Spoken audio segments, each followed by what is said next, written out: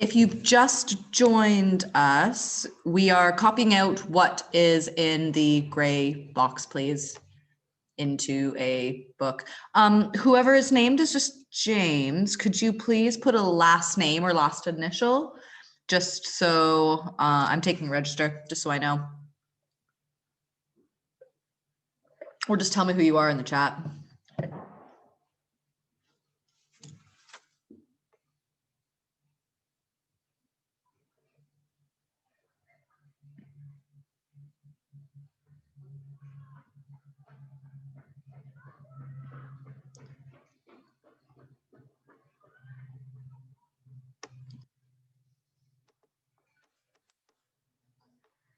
Again, whoever is listed as just being James. Tell me who you are, what your last name is, please, in the chat function. Okay, as I said, I'd like to get going now.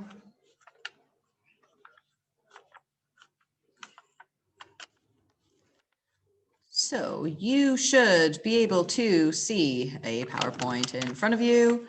You should have copied out what is in the gray box. So what I'd like to look at today with you guys is how we can use context, historical, social context, specifically about Jekyll and Hyde, to enhance our answers, specifically the points that we're making.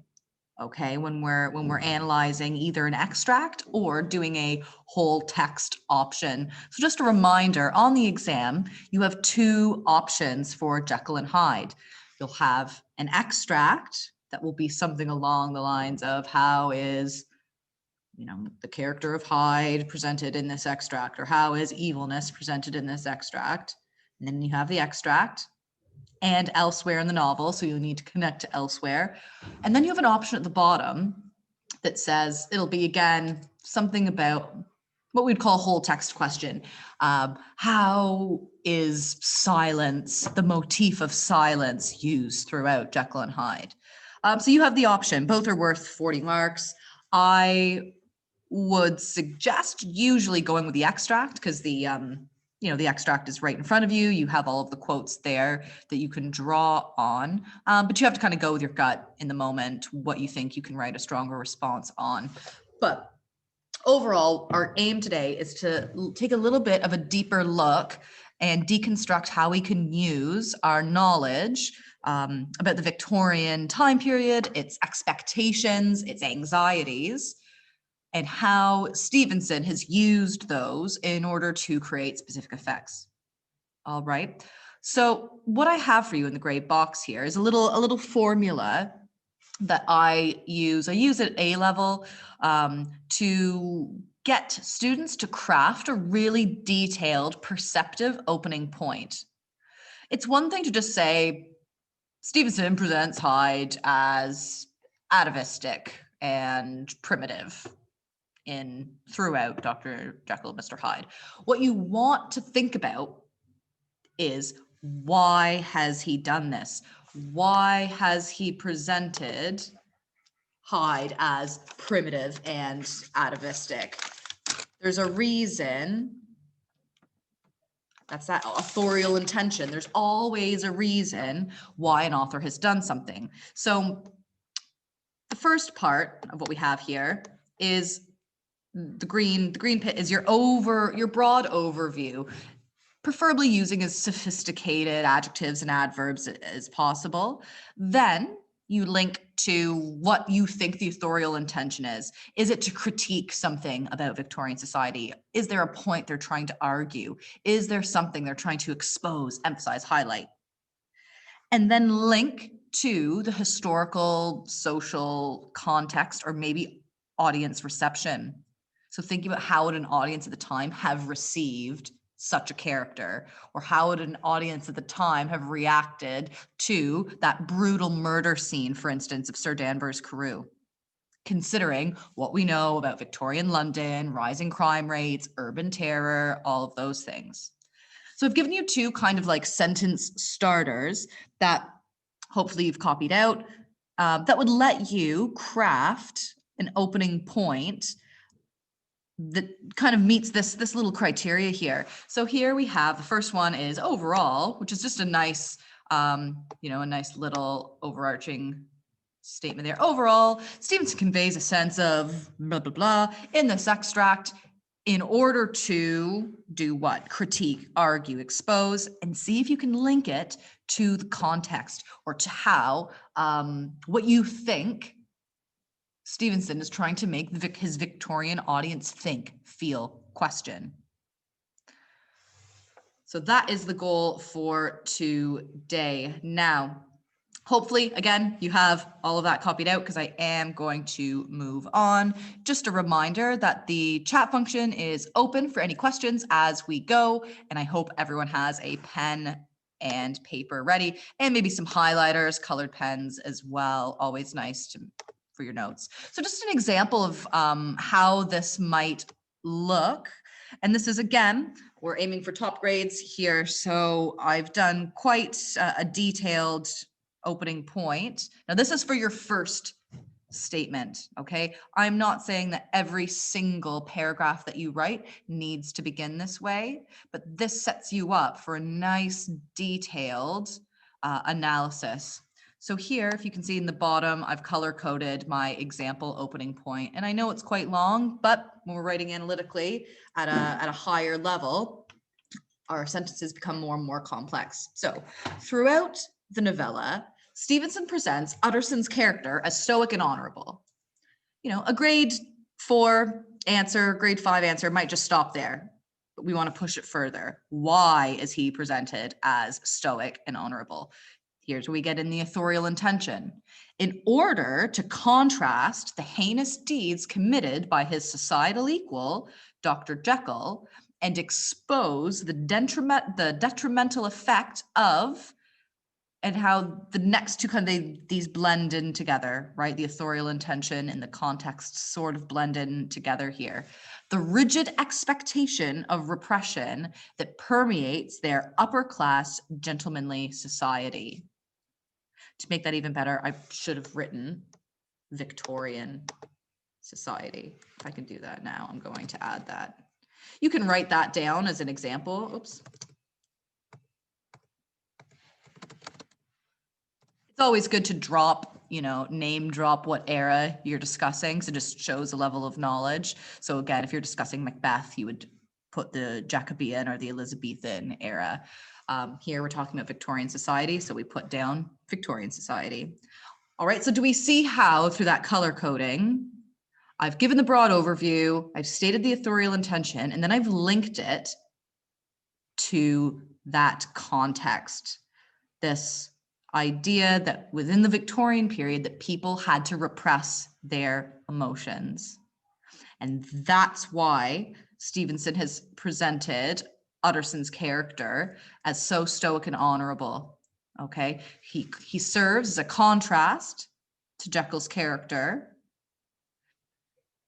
and then therefore this exposes the negative consequences of this repression. And if I was writing a full answer about Utterson's character, I might go into maybe how, to a certain degree, Utterson's character, he ends up turning to alcohol, something that he kind of has sworn off at the beginning of the novella. We find out, we find later he opens a bottle of wine, you know, due to the stress of investigating this mystery. So even Utterson can't kind of cope with the pressures to a certain degree of the mystery and of Victorian society. Now, today I want to focus specifically on how we can use Darwin's theory of evolution and the context of that and incorporate it into a response, because really this was of huge influence to Stevenson. Okay, so I'm just going to move on here. All right, so I want you to quickly mind map. I'm going to give you 2 minutes, just under. Quickly mind map everything you know about Darwinism and how it connects to this novel. So just write down what first comes to mind. Why even talk about it? Why bring it up? And there's just some key terms at the top there that you can jot down that will help you in any analysis.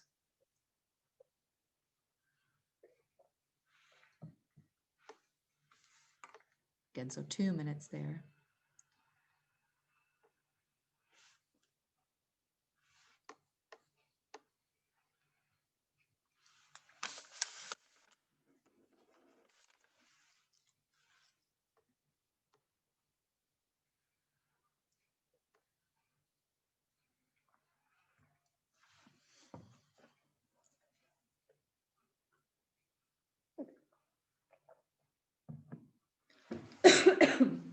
Excuse me, guys.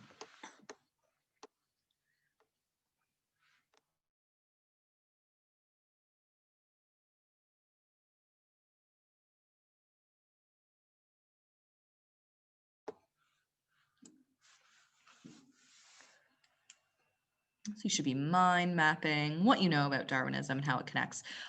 While people are doing that, if you're done, if you've already come up with some ideas, just type into the chat what were the first things that came to your mind thinking about Darwinism. What have you discussed in your lessons? How does it connect? Why am I even bringing it up? Okay, but what about Victorians, Stuart? Okay, yep, very good, Jamar. And good use of a quote there. So I've had someone say that Hyde is described as troglodytic. Again, troglodyte is like a caveman, suggesting he is devolved, which again links to Darwin's theory of evolution. Very good, Josh. So this idea that Hyde is ape-like, representing his animalistic nature.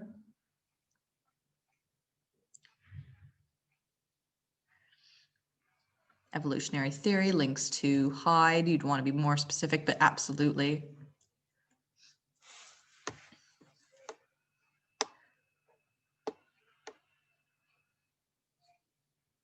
Again, very good. Yeah, very good, Stuart. So Stuart said that in the Victorians were kind of afraid of Darwin's theory, as they thought if you could evolve, what stops them from actually reverting back into an ape-like creature? So if you can go one way, you can potentially go the other way as well. And when we go if we revert back, that is atavism or atavistic. That's what that term up there means. That's something you should have come across already. I'm sure you have. But if you don't know what atavistic means, it means to revert back into the kind of the form of your ancestors. And I believe it's used at some point in the novel. I cannot remember the exact chapter off the top of my head, but Hyde is referred to as being atavistic.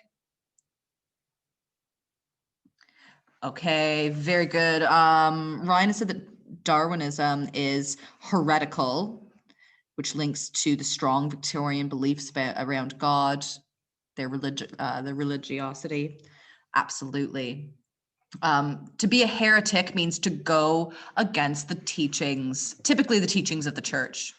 Okay, so you might say that Darwin was considered a heretic and his ideas were heretical or subversive. Very good. His physiognomy is associated with Satan. Absolutely. It was a time of scientific innovation, making the possibility of shapeshifting plausible to Victorians. Yeah, very good. That's excellent. Trying to be superior class, natural, this idea of natural selection. Humans evolved from a more primitive life form. Hyde acts with ape-like fury and bestial avidity. Very good quote, bestial avidity. Hyde is seen to have devolved. Absolutely. Very good, guys. So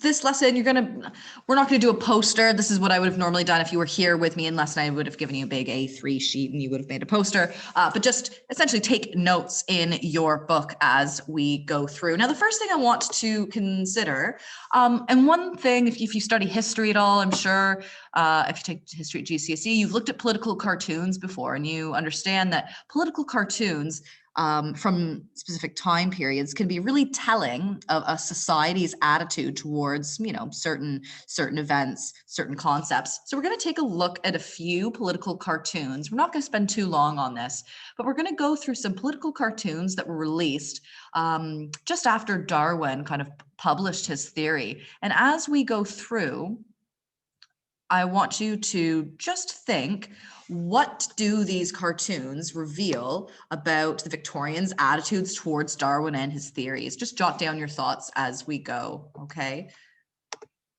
So we have our first one here.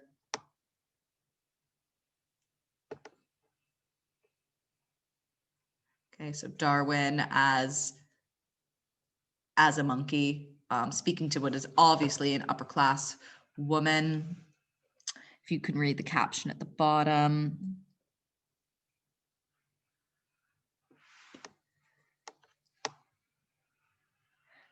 Mr. Darwin, say what you like about man, but I wish you would leave my emotions alone.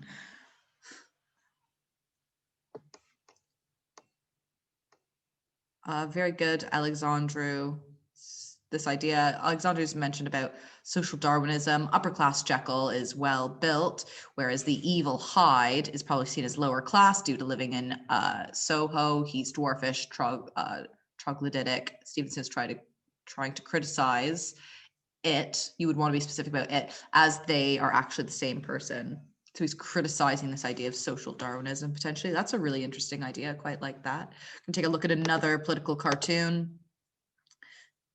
So here, this one says, shortly after the publication of On the Origin of Species, this is Linley Sambourne's cartoon Man is But a Worm, which was published in what was called Punch's Almanac. It depicts the evolution of the worm into a human, and in this case, an English gentleman, as a means of ridiculing Darwin's theory.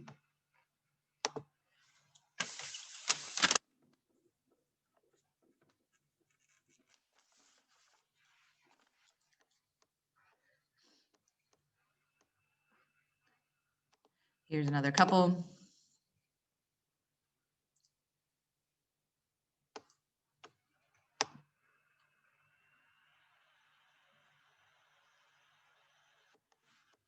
These are all from around the same time period, okay? And here's the last one.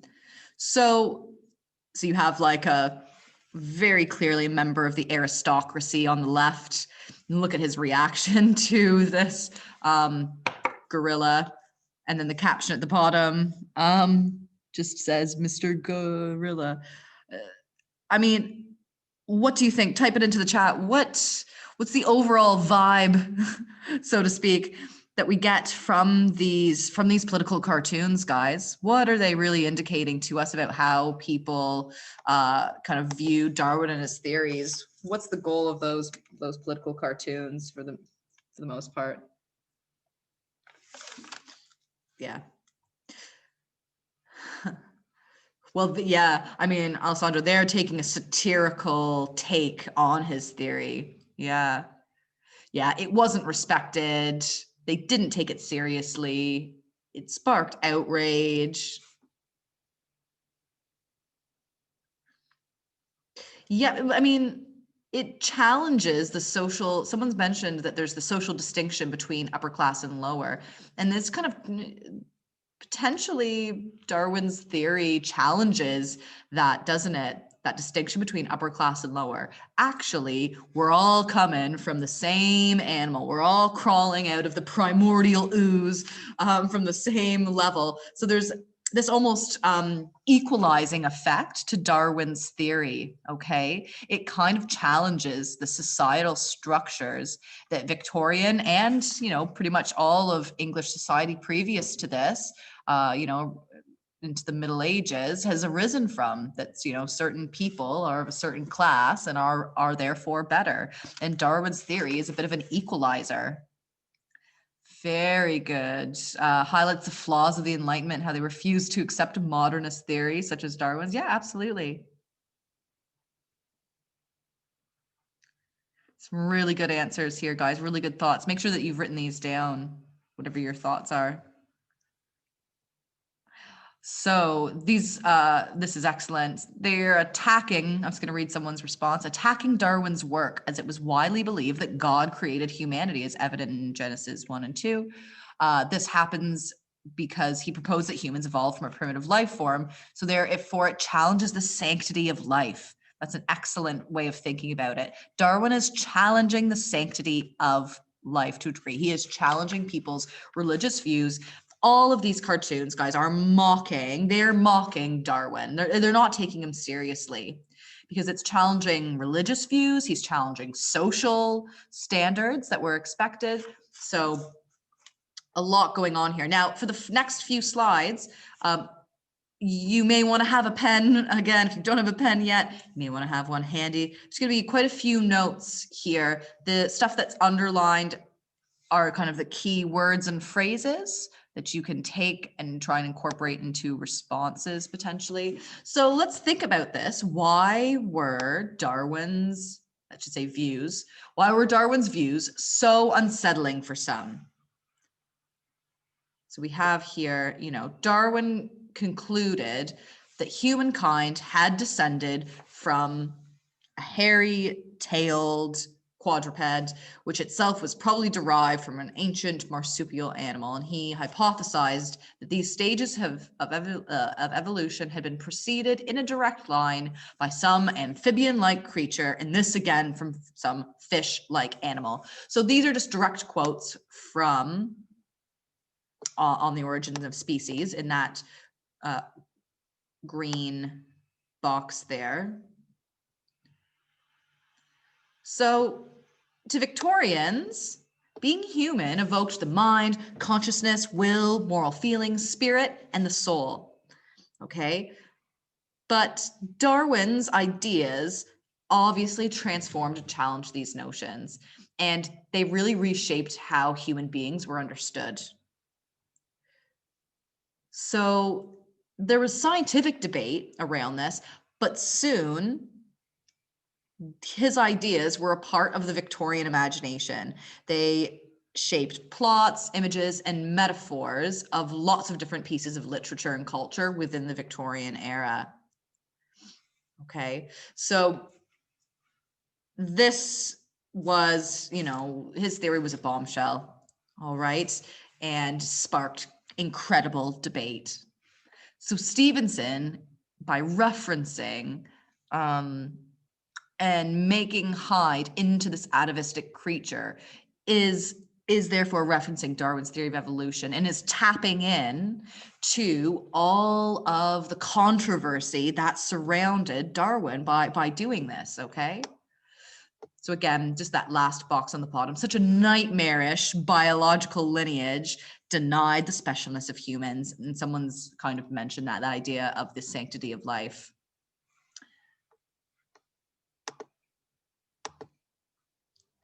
Again, if you have any questions, let me know. Darwin actually, was quite upset by the reaction to his theory. He knew that he had to refute modern Christian ideas when he was putting this theory out. He knew it was going to challenge people. He wasn't trying to cause trouble. So his character was not naturally unorthodox or unconventional. He wasn't trying to, to stir anything up. And he actually suffered like nightmares about his theory. So he wrote to a friend that, quote, he was almost convinced that the species are not, it is like confessing a murder, immutable. So he knew in that little simile there, like confessing a murder, he knew that what he was theorizing was potentially heretical, okay? And it weighed on him heavily. So like it says there, Darwin had dreams about being executed for his theory and suffered from ill health because of these anxieties. Nothing there that you really need to take too many notes on. I think it's just important to know that Darwin wasn't coming out here trying to, bust up Victorian society. Yeah, it actually, caused him quite a bit of grief. Now,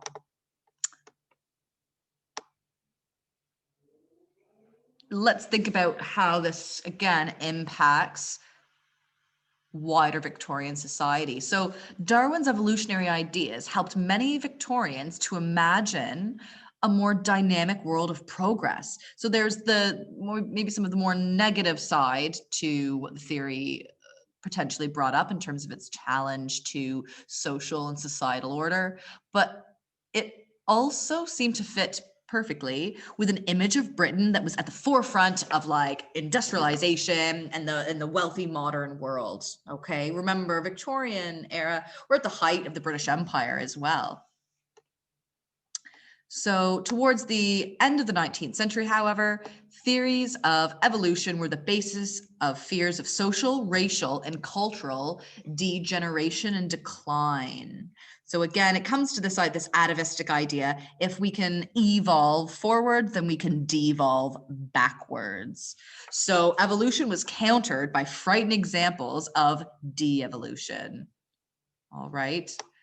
Obviously, this novel is the prime example of literature that plays on the fear of de-evolution.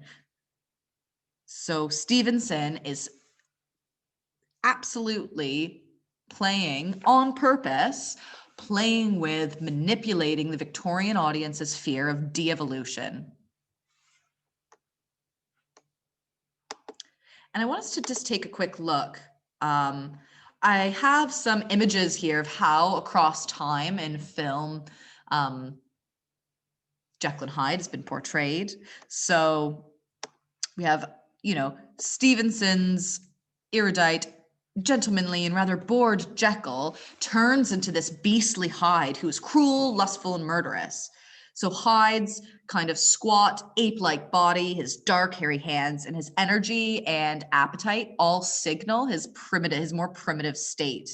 Okay, this idea of his regression, his devolvement. And you can see this directly in the images of, how he's been depicted across time. So we have a 1931 production, but even a more recent production still portray him almost, like I said, almost like an animal. Okay. That 2006 one, he doesn't look human at all. Again, the transformation of Jekyll to the ape-like Hyde links to this idea of the primitive nature inside all of us. Okay, so that's partially what Stevenson is potentially arguing as well, that we all have the potential, no matter our social class, for this primitive regression. I want you to see how many quotes you can remember right now that may connect to Darwinism and de-evolution. Some of you have mentioned some already. See if you can make yourself a list of quotes that connect to this idea.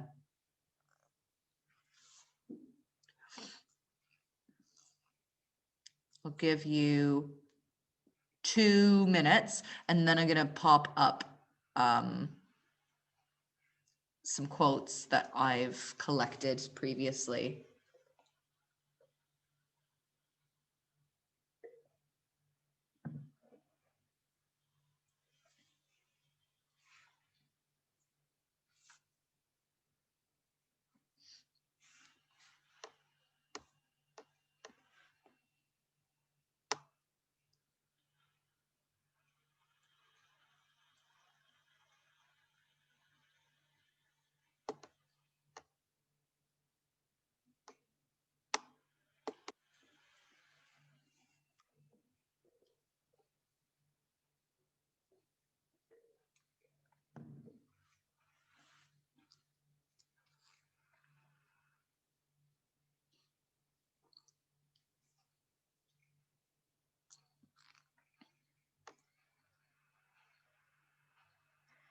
There's some easy quotes that probably spring to your mind right away.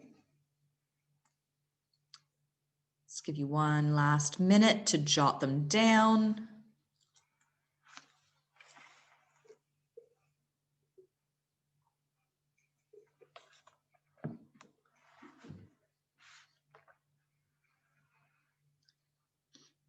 Okay, so some quotes that And you can add these to your list. Mr. Hyde shrank back with a hissing intake of breath. I pretty much was looking for any quotes that depicted any kind of animalistic quality within Hyde. Okay. So some of these you might not have thought of. Maybe some of them you did. Hardly human. Something troglodytic. Notice the something. Okay. Something, he's like an object almost. Stamping and clubbed Carew to the earth with ape-like fury. He was trampling his victim underfoot. Trampling, stamping, clubbed. All quite animalistic, almost, again, caveman-like. Caveman club. They carry clubs around, don't they? Just a note on what I've done with quotes. This fourth quote down, where I've put ellipses is where I've left out parts of the quote that I actually don't need. And where I've put in brackets, that second should be a square bracket as well. I've put Carew in square brackets. That's not in the actual quote, but to suit my purpose, if I was to embed this, it worked for me to mention the name of who I was speaking about there. So I've put that, I've added the name in as to who it's in reference to in square brackets. So if you ever need to change or alter a quote slightly to suit the grammatical structure of your sentence as you're embedding it, simply putting the alteration you've made in square brackets is a way of indicating to the examiner that you have altered the quote. Snarled aloud into a savage laugh. The animal within me licking the chops of memory, that comes from chapter 10, from Jekyll's own memoirs. He was wild when he was young, a reference to Jekyll's youth, this idea of, again, wild, untamed. That masked thing like a monkey jumped from among the chemicals. So that is, I believe, Jekyll's interaction with Dr. Lanyon, or sorry, Jekyll, Hyde's interaction with Lanyon when he goes to retrieve the chemicals. In, I believe, chapter 9, we hear that story. I could hear his teeth grate with the convulsive action of his jaws. That's again from chapter 9 in Dr. Lanyon's description. And then again, my devil had been long caged and came out roaring.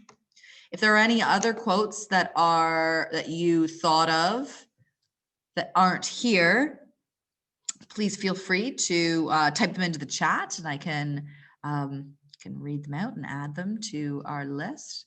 All of these quotes, and these come from literally from chapter 1 all the way through to chapter 10. So we have this consistent reference and appeal to these Victorian anxieties around Darwin's theory of evolution. Now, lots of themes in the novel can also be linked to Darwinism, okay?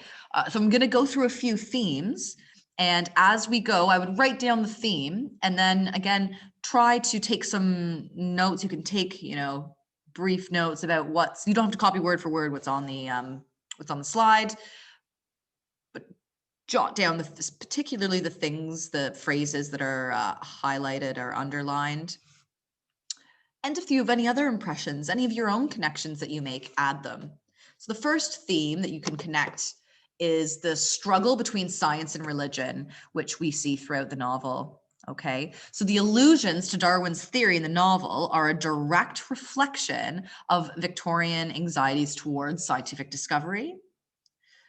The novel's release came at a time when many people saw science and a belief in religion as being at odds with each other. So it was kind of like this idea you had to pick team religion or team science. All right. So it plays on those fears as well, or those anxieties. Some of it's not quite fear. It's more just this underlying anxiety or tension within Victorian society. Many felt they had to choose between the two. And some people believed that science was too dangerous and it was meddling in matters which only God had control over. And this is exactly what Jekyll does in the novel, isn't it? his goal is to separate good and evil from within one person. He is playing God to a degree. He is trying to create, ultimately, he doesn't mean to create Hyde. He means to create, actually, a more perfect, wholly good version of himself. So he wants the good to be able to flourish, and he wants the evil to be able to just do whatever it wants. So by coming up with this chemical concoction to try and separate what is our human, arguably, at least, you know, we might argue, what is our human nature to have a mixture of both good and evil within us, he is tinkering with God's creation. He's tinkering with the human soul and is therefore punished. But you need to think to yourself, what do you think Stephen's ultimate message is about the potential of science? So is it that we should beware science? We should be very careful of scientific discovery and experimentation, and it can only lead to, you know, danger and doom and disaster? Or is it that science actually can help us discover so many undiscovered things within human nature, within life? Is it that there is boundless capacity, potentially, for science? And then think to yourself, where else do we see the nature of science being questioned in the novel? Okay, there's a few times when the nature of science is questioned. Think about that relationship, the relationship between Lanyon and Jekyll. Remember, best of friends, they have a falling out of that unscientific balderdash. Okay, so Lanyon does not agree with Jekyll's experimentation, but he sees it as being too fanciful. All right, it's metaphysical. Yeah, absolutely. Someone's just written about how Lanyon questions Jekyll's work. But by the end, Jekyll succeeds in doing, I mean, ultimately what he meant to do. He hasn't created something pure good, but he has managed to create something pure evil. So, I mean, it's both a failed experiment, but it's also successful at the same time. And it shakes the foundations of, you know, of Lanyon's belief and understanding. So we want to think about that. Okay, so much like how Lanyon's beliefs are kind of shaken to the core, it's really reflective of, you know, what Victorians are going through during this time period, where their beliefs in God are being shaken to the core through these new scientific discoveries. Yeah, and the fact that Lanyon dies from shock after seeing the byproduct of Jekyll's unscientific balderdash. Lanyon is proven wrong. Now, if we were looking on a smaller level, we might say, well, Lanyon is just a bit of an arrogant, pompous character who, you know, is so sure of himself that he can't handle being proven wrong. But there's a deeper disturbance to almost his soul, isn't it? Okay, he cannot process what he has seen because it literally goes against, you know, every kind of scientific principle. So this might say that, I mean, again, there's two lessons potentially that Stevenson is trying to give us, and it's just up to you to determine what you would argue about Stevenson's kind of message, his authorial intention about the potential of science. Is it a positive message in the sense that science is limitless and is capable of, you know, producing untold discoveries? Or is it that science is dangerous and we shouldn't be tinkering around with God's creation? Next theme. Respectability. And we've touched on this previously. I can't remember who it was, but they had mentioned about social Darwinism. So remember, Middle and upper class Victorians highly valued respectability and class difference. So this idea that, again, I spoke about this idea, it was the great equalizer, this theory. Okay, so if you're talking about respectability, we can link Hyde, and again, Hyde is Jekyll. So the fact that Jekyll actually has all of these primitive urges that he represses, right? So despite being an upper class gentleman in this time period, he still has these primitive urges that he simply represses. So just being upper class does not mean that you are any more morally virtuous, which is what was believed at the time. Okay, you have to remember that at the time, it was believed that if you were working class, you were more prone to violence, you were more prone to crime, criminal activity, you were more prone to drink and drug abuse. But that was a part of your nature. Okay, you were born that way. They didn't consider maybe the more complex socioeconomic conditions that we now recognize today. All right, they just thought, nope, you're born that way. So again, we have the possibility that the prim and proper Victorian ladies and gentlemen could also have that potential to revert back to kind of like a savage past.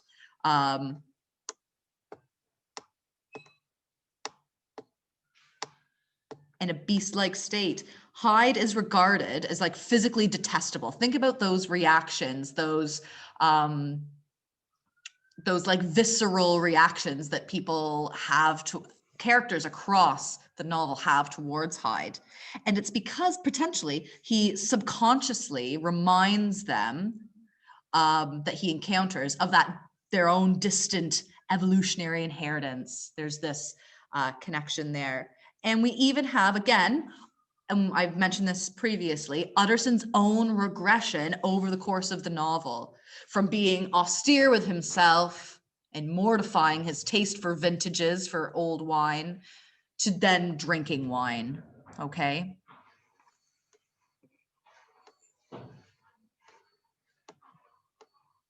We're running over a little bit, guys, but we didn't get started till a little bit later, so I know some of you have left, but we'll probably be about another 10 minutes, I would say, okay? Just in case you have anything else that you need to get to, just to give you a little time scale there.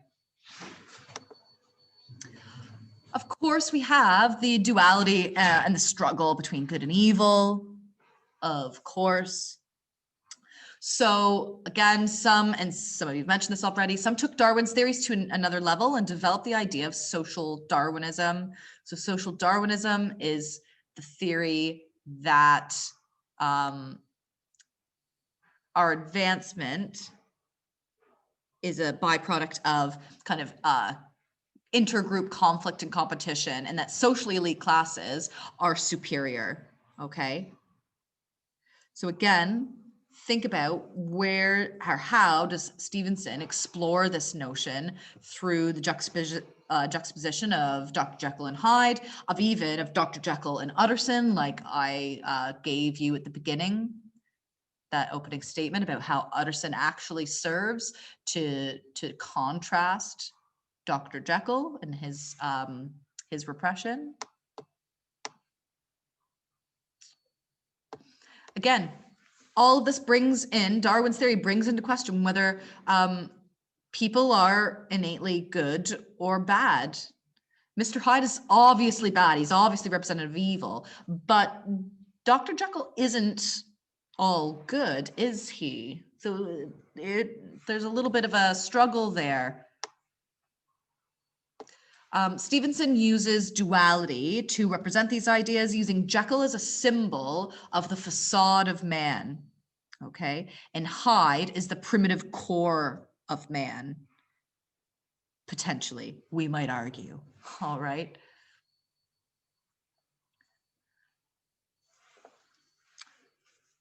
So social Darwinism would separate these two sides, but actually they're one. We have a primitive internal being that is constantly being suppressed by the facade of society, okay? So the facade is like a fakeness on the outside, right? So Jekyll, again, think about what Jekyll does when he kind of has this, he comes back out into public life where he's donating to charity again and he's hosting all of his parties. He's putting on a facade to hide, you know, the crimes that he's committed, namely the murder of Sir Danvers Carew and the untold other crimes that he's committed. So Jekyll is this facade, this upper class facade that's put on to hide a more primitive state.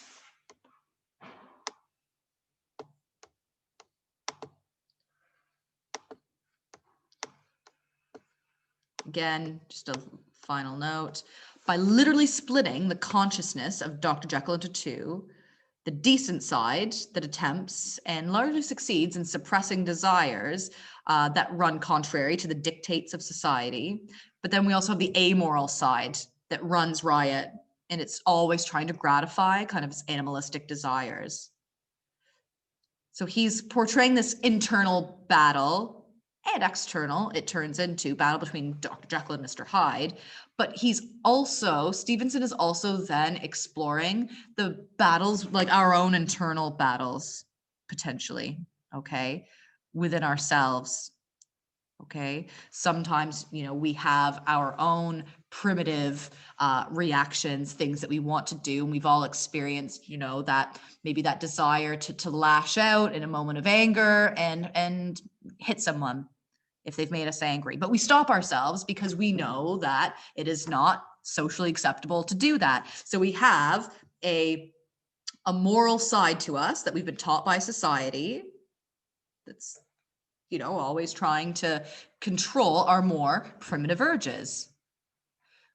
Like if we were really, really hungry in church and we had a biscuit in our pocket, we know it's socially not acceptable to eat that biscuit. And we would stop ourselves from eating that biscuit because socially that's not acceptable, even though I'm really, really hungry. If we didn't have that aspect, okay, of society to stop us, we would just go with our primitive urge of hunger and we would just eat it, wouldn't we? We wouldn't care about who thought what. All right, so that's what that idea kind of refers to there. So now we've talked a lot about all of this, you know, all of this context, but how do we actually use this in a response? What we can't be doing is just using our knowledge. And it seems like you guys have some really great knowledge based on some of your responses today. We can't simply use our contextual knowledge to tack on at the end of a response. We need to use our knowledge of the Victorian era and Stevenson's, you know, use of Victorian anxieties. We need to incorporate this into our very analysis and into the points that we make, particularly with this novel, which is so rooted in its social time period. So again, comments on Darwinism must be grounded in why Stevenson has created or included such allusions. All right. Again, Darwin's ideas about evolution implied de-evolution and atavism was possible, thus challenging beliefs about the nature of the human consciousness, morality, and the soul. That's why his theories were so unsettling for Victorians. We don't always want to say, we wouldn't want to say something like it made the Victorians scared or it frightened Victorians. It's not just about fright, it's unsettling, which is a little bit more of a deeper feeling, okay? All right, so I'm gonna put up, this is the final slide here. If you want to take a picture of what's up here, this is kind of an example grade 9 paragraph that analyzes Stevenson's presentation of Hyde using contextual knowledge surrounding Darwin's theory of evolution, okay? So the questions at the top that was being answered, we don't have the extract in front of us, which isn't necessary. So it says, explore how Stevenson presents evil through the presentation of, I should say, Mr. Hyde, not my Hyde, in this extract and elsewhere in the novel. So let's just take a quick read through this example grade 9 paragraph. So Stevenson's vivid description of Hyde's transformation back into Jekyll in this extract directly plays on Victorian fears about new scientific discoveries and their implications about commonly held beliefs of the nature of good and evil. Right away, I'm connecting to the context. All right. Now I go into my evidence. As Hyde drinks back the potion in one gulp, Lanyon describes how he reeled, staggered, and clutched while gasping with open mouth. The tricolon of violent verbs highlights the animalistic nature of Hyde in the painful metamorphosis, fancy for change, the painful metamorphosis he undergoes in returning to his refined, respectable self, almost as if he is loath to return back to his gentlemanly facade. Hyde's gasping with open mouth even seems to hark back to the nightmarish human lineage of fish-like creatures Darwin theorized in The Descent of Man, placing Victorian fears about man's atavistic potential at the heart of descriptions of Hyde. Furthermore, this could technically be another paragraph, but furthermore, Lanyon believes that moral turpitude has been unveiled in Hyde/Jekyll's transformation. The noun turpitude emphasizes the wickedness and evil of Dr. Jekyll's abuse of science, and the verb unveiled symbolizes the hidden nature of evil within Jekyll. Here, Stevenson criticizes the hypocrisy of Victorian class structures, where middle and upper class wealth and prestige were considered inherently good. Were considered inherently good. The characterization of Dr. Jekyll's inextricable means that like it can't be separated. The characterization of Dr. Jekyll's inextricable link with Hyde highlights how even respectable gentlemen have to suppress ape-like primitive immoral urges. Okay, now that is a grade 9 paragraph. I am not expecting everyone to be writing at that level, but if you wanted to know what a grade 9 paragraph looks like, or the beginnings at least of a grade 9 response, because one paragraph isn't going to quite cut it on the exam, they would need to maybe, again, connect to elsewhere in the novel. Oops. This is, the level we're looking for. We are looking for detailed analysis of verbs, nouns. We're looking for the identification of devices like the tricolon, embedded quotes. We're looking for reinforcing evidence. We're looking for mentioning authorial intention. Why has he included this? Why? Are there any? That is everything, guys. Okay. Are there any questions? I realize I've run over. I've got about 15 minutes over. If you have any questions, will this be on Show My Homework?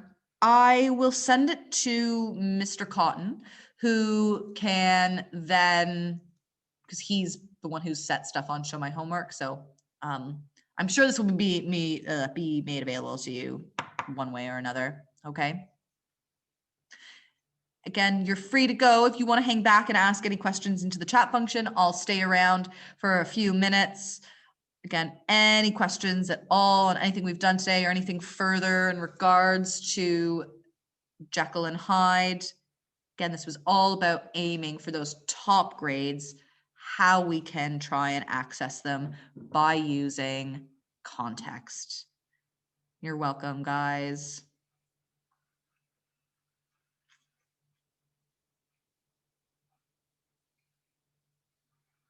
Yes.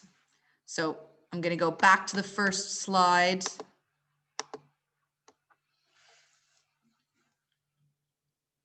Your exam board is OCR for literature, James, OCR. For language, it's AQA.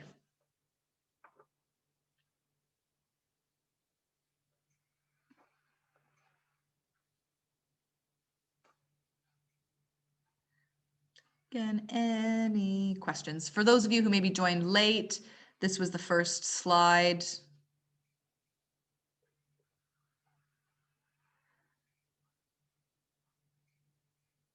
You are free to go. I'm not going through any new information, just here to answer questions if you have them in the chat function.